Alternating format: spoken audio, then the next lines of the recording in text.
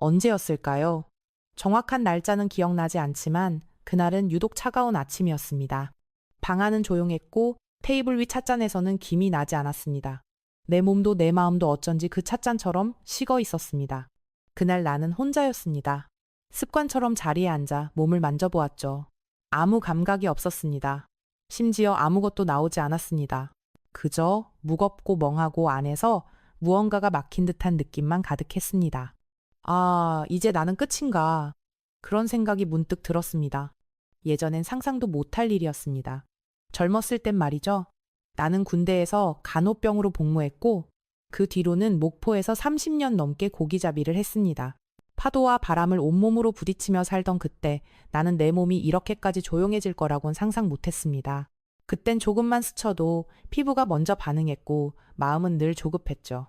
하지만 지금은 누가 어깨를 잡아도 가슴이 뛰지 않습니다. 아내가 떠난 지도 벌써 10년이 넘었고 아이들도 멀리서 살아 명절에나 얼굴을 볼까 말까.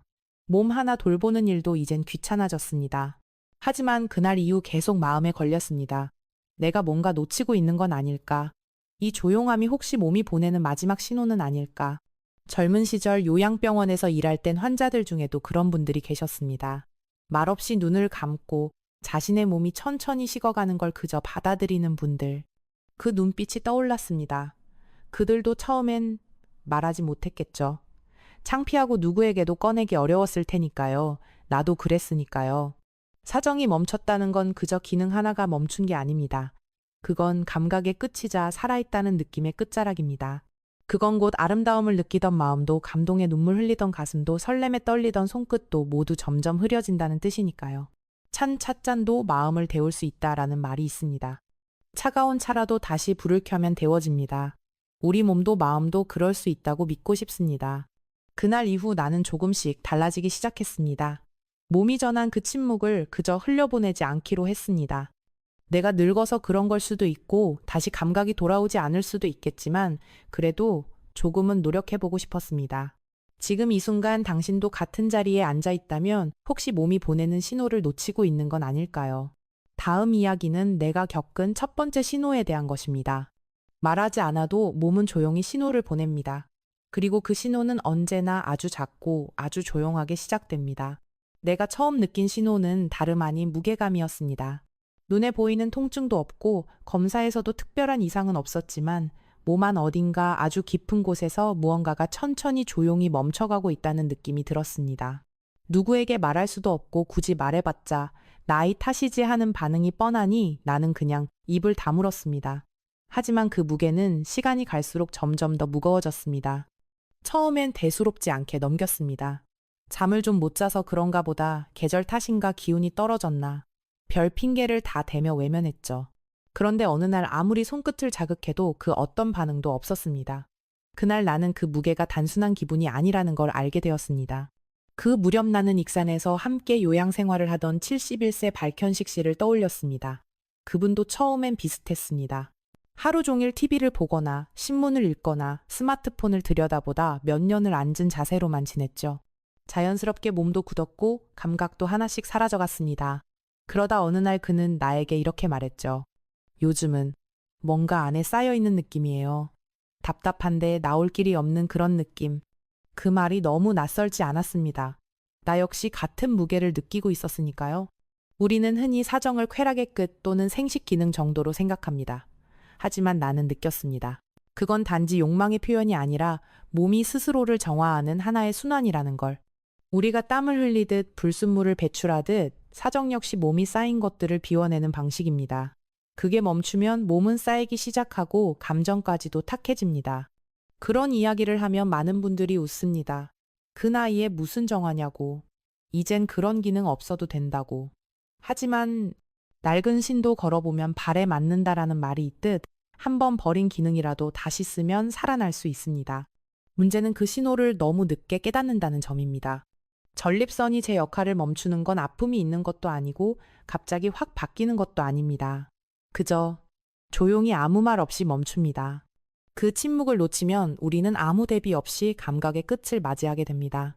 서울대 병원 통계에 따르면 60세 이후 남성의 약 38%는 지난 1년간 한 번도 사정을 경험하지 못했다고 합니다. 그 숫자는 단순한 통계가 아닙니다. 그 안에는 감정의 단절, 자기 자신과의 거리감, 그리고 삶을 향한 열망의 상실이 숨어 있습니다. 어떤 날은 정말로 몸이 더 이상 필요 없다고 선언하는 것 같았습니다. 그건 단순히 성기능의 문제를 넘어서 내가 살아있다는 감각 자체가 점점 무뎌지는 걸 의미했습니다. 나는 그때 아주 오래된 헌신바란 켤레를 떠올렸습니다. 몇 년 동안 신지 않은 운동화, 창고 구석에 묻혀 있다가 우연히 꺼내어 먼지를 털고 다시 신어보았을 때 신발은 말합니다. 나는 아직 걸을 수 있어요. 다만 나를 너무 오래 잊고 있었을 뿐이죠. 몸도 같습니다. 기능이 사라진 게 아니라 우리가 잊고 있었던 겁니다. 관심을 두지 않고 손을 대지 않고 그저 묵혀두었기에 스스로 문을 닫아버린 거죠.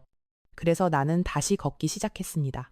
매일 아침 10분, 조용히 말없이 그저 한 걸음씩. 몸은 빠르게 반응하진 않았지만 발끝에서부터 작은 변화들이 느껴졌습니다. 그리고 그 작은 변화는 곧 감정의 변화로 이어졌습니다.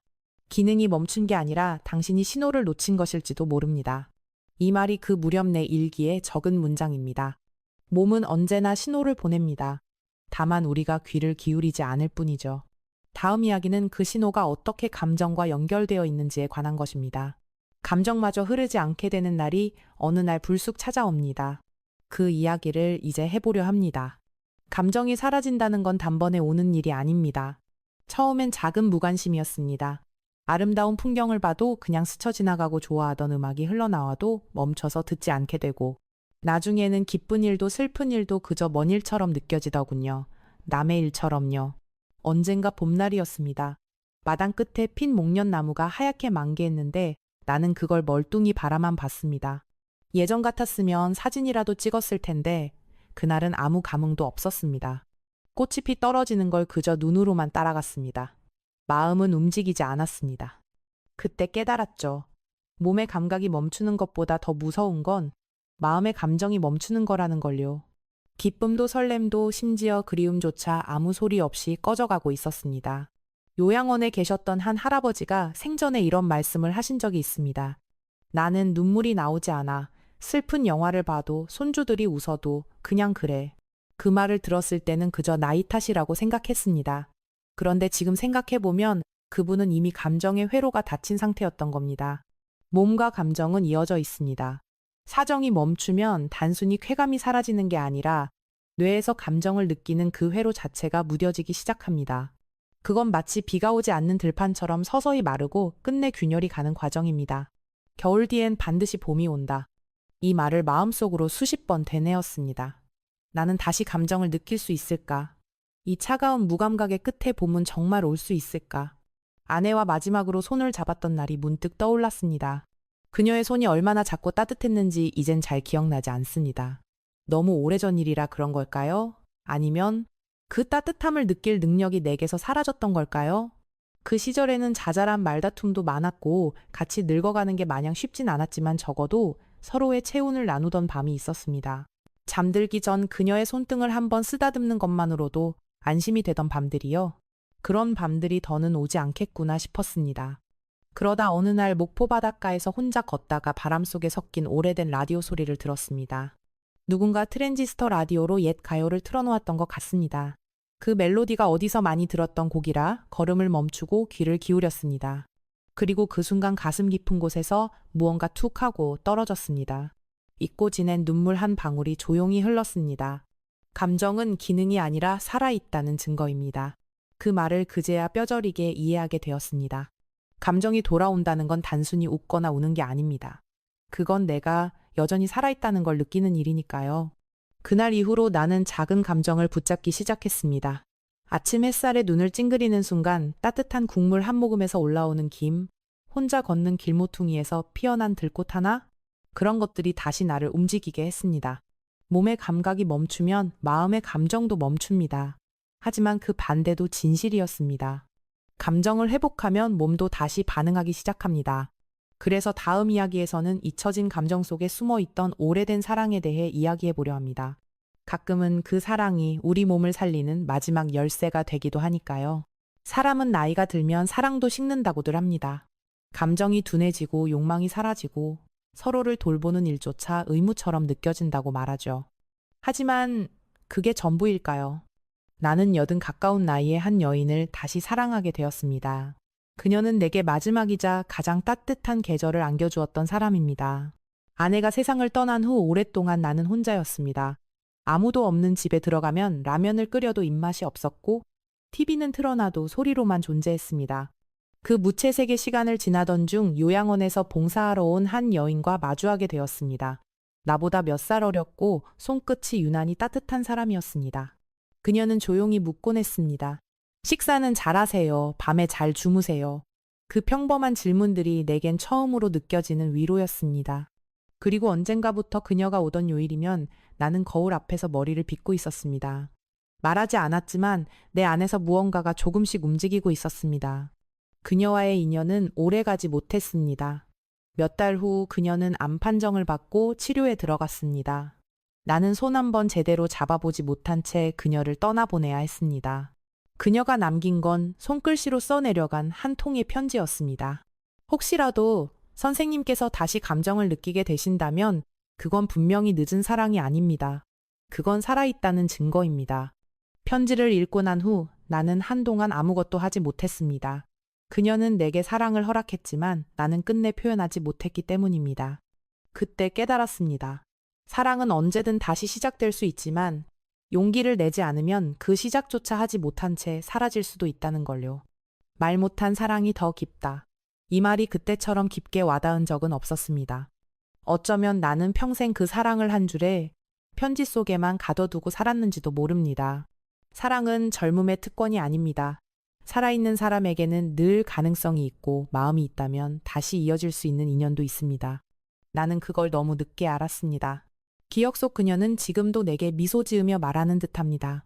괜찮아요. 지금이라도 마음을 열면 됩니다. 그녀의 목소리가 바람을 타고 창너머로 들려오는 듯한 날이면 나는 여전히 그녀를 사랑하고 있다는 걸 깨닫습니다. 그 후로 나는 매일 아침 일기를 씁니다. 그녀와 나눈 짧은 대화 못다 한 인사, 그리고 다시 살아가기로 한 나날들. 어떤 날은 이름 모를 꽃을 마당에 심기도 합니다. 그녀가 좋아하던 연보라색 꽃. 그 꽃이 피면 나는 조용히 속삭입니다. 당신 아직 내 안에 있어요. 감각이 돌아오면 사랑도 돌아옵니다. 이 말은 몸의 이야기이기도 하지만 마음의 이야기이기도 합니다. 몸의 감각이 돌아오니 마음도 열렸고 마음이 열리니 비로소 감정이 살아났습니다. 감정이 살아나니 비로소 그녀를 기억하고 사랑할 수 있었습니다. 다음 이야기는 우리가 알지 못한 사이, 감각을 빼앗아간 일상의 습관들에 관한 것입니다. 아무렇지도 않게 반복했던 그 무심함이 어쩌면 감각의 문을 닫아버렸는지도 모릅니다. 그 문을 다시 열기 위해 우리가 무엇부터 시작해야 하는지 이제 이야기해보려 합니다. 감각을 잃는 데에는 대단한 사건이 필요하지 않습니다. 삶 속에서 무심코 반복하던 아주 작은 습관들. 그 조각들이 모여 어느 날 감각의 문을 닫아버립니다. 나는 그 사실을 몸으로 느꼈습니다. 무언가 특별한 병을 앓은 것도 아니고 누군가 나를 다치게 한 것도 아닙니다. 단지 매일 앉아 있었고 물을 잘 마시지 않았고 잠들기 직전까지 스마트폰을 들여다보았고 그게 전부였습니다. 하지만 그 일상이 내 몸의 회로를 조용히 끊어놓고 있었다는 걸 나는 너무 늦게야 알았습니다. 먼저 나는 늘 자극을 강하게 줬습니다. 감각이 둔해진 것 같아 더 세게 더 빠르게 몸을 밀어붙였죠. 그러나 돌아온 건 더욱 깊은 무감각뿐이었습니다. 몸은 방어하기 시작했고 결국 감각 자체를 차단해버렸습니다. 습관은 작은 도끼나무를 넘긴다. 이 말처럼 하루하루의 습관이 내 몸의 가장 깊은 곳을 조용히 베어내고 있었습니다. 두 번째는 늘 급하게 끝내려 했다는 점입니다. 누가 볼까 불안했고 빨리 끝내야 안심이 되는 상황이었으니까요. 그런데 그 조급함이 내 뇌에 각인되었고 성적인 감정조차 스트레스로 인식되기 시작했습니다. 그러다 보니 기다리는 여유 느낌을 살피는 마음이 점점 사라졌습니다. 세 번째는 오래 앉아있는 생활이었습니다. 나는 한동안 의자와 거의 한 몸처럼 살았습니다. 신문을 보고, TV를 보고, 식사를 하고 대부분의 시간을 앉아서 보냈습니다. 그 자세가 골반을 짓눌렀고 회음부의 혈류를 막아버렸습니다. 결국 사정 기능도 감각도 점점 희미해졌습니다. 네 번째는 물을 적게 마신 습관이었습니다. 밤에 자주 깨기 싫다는 이유로 하루 종일 물을 미루곤 했죠. 하지만 몸은 충분한 수분이 없으면 정상적으로 기능하지 않습니다. 특히 전립선은 물이 부족할수록 약해지기 쉽고 그 결과 사정 기능도 정지 상태에 들어갑니다. 그리고 마지막 가장 강력했던 습관, 바로 잠들기 직전까지 자극적인 영상을 보는 것이었습니다. 내 뇌는 어느 순간부터 화면 속 이미지에 익숙해졌고 실제 접촉이나 피부의 온기에 대해서는 반응하지 않게 되었습니다. 화면 속에서만 쾌감을 느끼는 뇌, 현실에서는 아무런 감흥도 없는 몸. 나는 그 어긋난 연결을 뒤늦게 알아차렸습니다. 이 5가지는 겉보기엔 사소해 보입니다. 누구나 하는 일들이고 딱히 큰 문제는 없어 보일 수 있습니다. 하지만 그 조용한 반복이 몸의 깊은 감각을 서서히 지워가고 있었습니다. 작은 습관 하나가 감각의 문을 닫습니다. 이건 내 이야기이자 당신의 이야기일지도 모릅니다. 그 무렵 나는 우연히 전주에 사는 박씨 어르신 이야기를 들었습니다. 그분도 오래 앉아있는 생활로 전립선 기능이 절반 가까이 줄었고 사정이 멈췄습니다. 하지만 그분은 조용히 천천히 습관을 바꿔나갔습니다. 30분씩 걷기 특수 방석 사용, 하루 6컵의 물. 그 결과 기적처럼 감각이 돌아왔습니다. 아직 완전한 회복은 아니었지만 그분의 눈빛은 달라져 있었습니다. 자신의 몸과 다시 연결된 듯한 그 편안한 미소를 나는 아직도 잊지 못합니다. 몸은 우리가 다가가면 언제든지 응답합니다. 습관을 바꾸는 것 그것이야말로 회복의 첫걸음이었습니다. 다음 이야기는 바로 그 첫걸음을 어떻게 시작할 수 있는지, 어떤 실천이 우리 몸을 다시 열 수 있는지에 관한 이야기입니다. 이제 그 방법을 조용히 전해드리려 합니다. 사람들은 종종 묻습니다. 선생님, 이건 병원에 가야 하나요? 약을 먹으면 나아질까요? 그럴 때마다 나는 조심스럽게 이렇게 대답합니다. 그 전에 생활을 먼저 돌아보셨나요? 약은 증상을 눌러줍니다. 병원은 원인을 찾아줍니다. 하지만 몸이 정말로 원하는 건 아주 단순한 일상 속 변화일지도 모릅니다. 그걸 알게 된 건 우연히 받은 한 통의 편지 덕분이었습니다. 그날도 평소처럼 요양원 작은 도서관에 앉아 편지를 정리하고 있었습니다. 오래된 봉투 하나가 눈에 띄었고 봉투엔 내 이름 대신 그녀가 자주 부르던 애칭이 적혀 있었습니다. 당신이 이 편지를 읽는다면 아마도 몸이 다시 반응하고 있다는 뜻이겠지요. 편지는 그녀의 딸이 대신 보내온 것이었습니다. 나는 몰랐습니다. 그녀에게 딸이 있었고 그 딸이 나를 알고 있었다는 사실을. 그녀는 생전에 이 말을 남겼다고 합니다. 내가 떠난 후 그 사람이 다시 감각을 느끼기 시작하면 그건 늦은 게 아니라고 꼭 전해주세요. 그건 이제부터 살아도 된다는 몸의 허락이니까요. 그 편지를 읽고 나는 한동안 아무 말도 할 수 없었습니다. 기억 속에서 그녀가 내 어깨를 토닥이던 손길로 맞추며 웃던 미소가 다시 떠올랐습니다. 그리고 깨달았습니다. 몸이 반응하기 시작한 순간 감정도, 관계도 다시 살아날 수 있다는 걸요. 꺼진 불도 다시 보자 라는 말이 있습니다. 그 말처럼 나는 다시 내 몸에 불을 붙이기로 했습니다. 약도 병원도 없이 그저 생활의 작은 부분부터. 우선 회음부를 스트레칭했습니다. 바닥에 앉아 무릎을 세우고 다리를 가볍게 벌린 자세로 3분 정도 조용히 숨을 쉬며 몸의 바닥을 느껴보았습니다.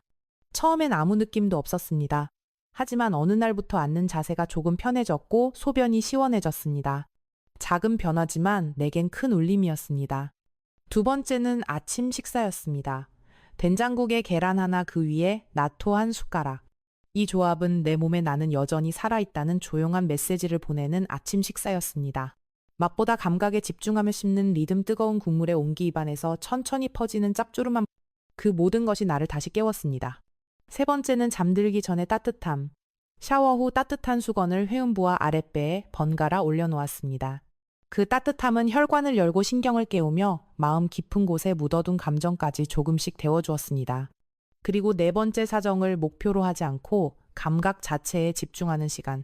촉감, 온기, 호흡, 그리고 오래된 기억 속에 살짝 스쳐가는 감정 하나하나에 귀를 기울였습니다. 억지로 흥분하지도 않고 끝을 정하지도 않고 그저 느끼는 것. 그 시간은 내게 가장 큰 선물이 되었습니다. 마지막 5번째는 아침 햇살 속 걷기였습니다. 매일 아침 햇살을 맞으며 천천히 걸었습니다. 골반의 움직임을 느끼고 햇빛을 눈으로 받아들이며 가슴에 스며드는 따뜻함을 느꼈습니다. 그 15분이 내 하루 전체를 다르게 만들었습니다. 10분의 습관이 10년을 되돌릴 수 있습니다. 그건 단지 몸만이 아니라 마음까지 포함한 이야기입니다. 나는 지금도 약을 쓰지 않습니다. 병원에도 자주 가지 않습니다. 하지만 내 몸은 조용히 꾸준히 회복 중입니다. 그리고 그 회복은 몸이 다시 나를 받아들이기 시작했다는 가장 뚜렷한 증거입니다. 다음 이야기는 이런 방법들을 실제로 실천한 분들의 이야기입니다. 그들은 감각을 되찾았고 삶의 리듬을 다시 만들어 갔습니다. 그 이야기를 이제 들려드릴 차례입니다. 습관을 바꾸는 건 생각보다 쉬운 일이 아닙니다. 하지만 몸은 아주 작은 움직임에도 천천히 그리고 분명하게 응답하기 시작합니다. 그날 이후로 나는 주변 사람들의 이야기를 조금 더 귀 기울여 듣게 됐습니다. 특히 비슷한 길을 걷고 있는 이들의 변화는 내게 큰 용기와 희망이 되었습니다. 관악구에 사는 유대근 씨. 60세를 갓 넘긴 그분은 매일 아침 침대 옆에 앉아 회음부 스트레칭을 했습니다. 무릎을 세우고 다리를 좌우로 가볍게 벌린 채 3분간 숨을 고르고 몸의 바닥을 느끼는 시간. 그 시간 동안 그는 손끝 하나 움직이지 않고 오직 감각에만 집중했다고 합니다. 아침 식사는 늘 같았습니다. 된장국 삶은 계란 하나 밥 위에 나토 한 숟가락. 자극적인 양념 없이 매일 같은 방식으로. 그 정직한 식단은 몸의 질서를 되돌리는데 충분한 기초가 되었습니다. 그는 말했습니다.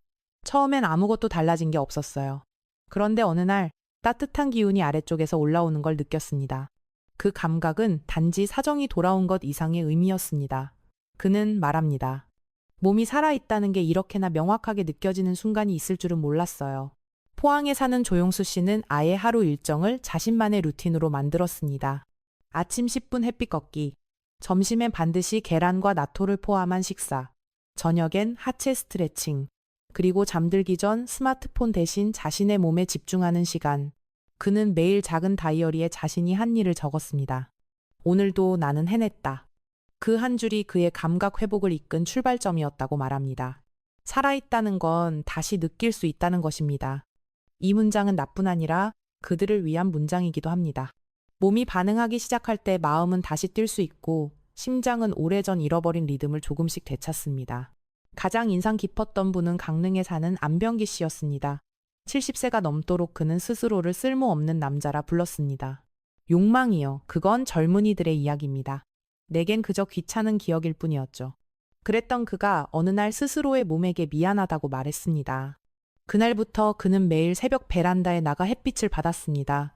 물도 컵을 마시고 아랫배에 손을 얹은 채 깊은 호흡을 했습니다. 처음 10일은 아무런 변화가 없었습니다. 그런데 11번째 날 그는 몸 전체에 따뜻한 물결이 퍼지는 걸 느꼈다고 합니다. 그건 아주 오래된 감정의 부활이었습니다. 그는 말했습니다. 그동안 잊고 있던 감정들이 한꺼번에 올라왔습니다. 슬픔, 기쁨, 부끄러움, 설렘, 그 모든 것들이요.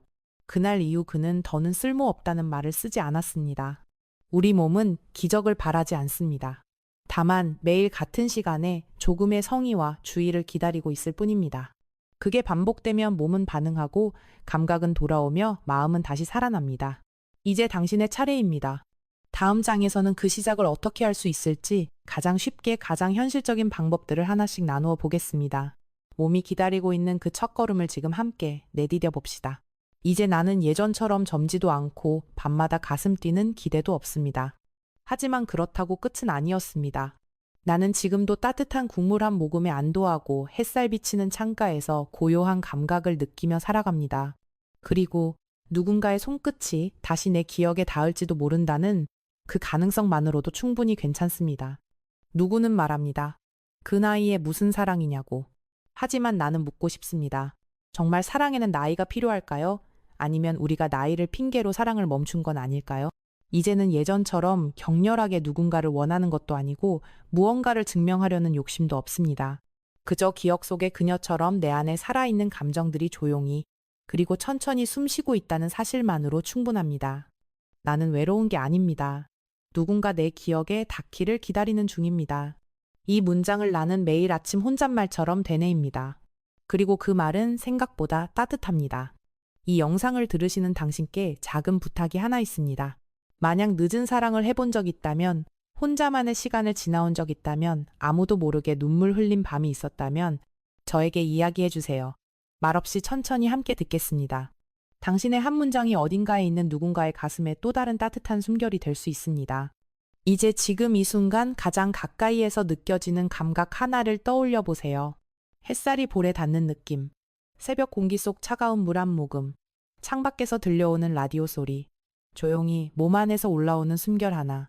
그것이면 충분합니다.